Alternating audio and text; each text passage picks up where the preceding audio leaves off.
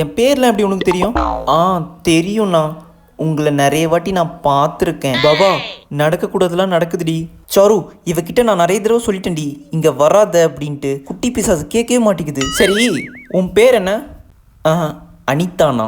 ஓ, பவதாரணி தங்கச்சி பேர் அனிதாவா? Nice name. ஹே அனிதா, இங்கே என்னடி பண்ணுற? அக்கா, இவர் தானே யுகேஷ். நீ கூட சொல்லுவியே.